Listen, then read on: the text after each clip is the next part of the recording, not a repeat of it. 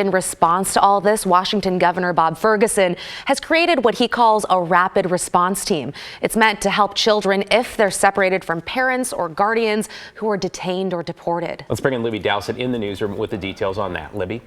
David, this rapid response team would involve state, local, and community agencies and groups working together to help families affected by the new immigration enforcement policies. Policies many believe will destabilize families, businesses, and local communities.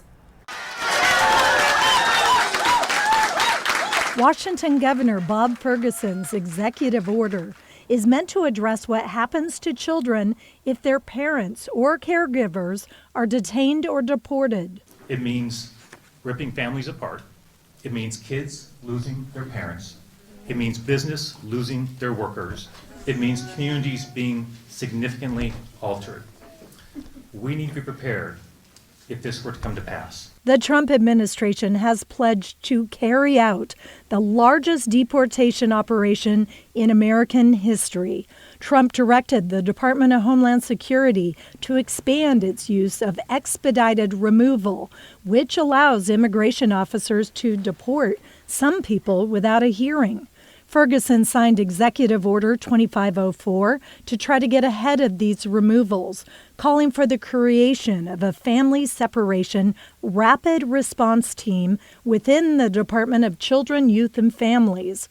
Team members work together to recommend actions to take if children are separated from their families. And I just want families to know and to feel rest assured that if that happens, your child will be safe, will be cared for, and will be loved here in Washington State. Lawmakers also vowing to fight back against these increased efforts to deport immigrants. Targeting immigrants doesn't make our communities safer. What it does is spread fear throughout our communities so that folks are afraid to go to work, afraid to send their kids to school, afraid to call the police when something happens in their neighborhood. We have to fight back against this fear. The governor said the team will include members of the Washington State Patrol, refugee and immigration assistance, and the Attorney General's office. They'll address what happens if a large number of children in the same area are separated from their parents at the same time. They'll work with school leaders to develop strategies to avoid education disruptions for students.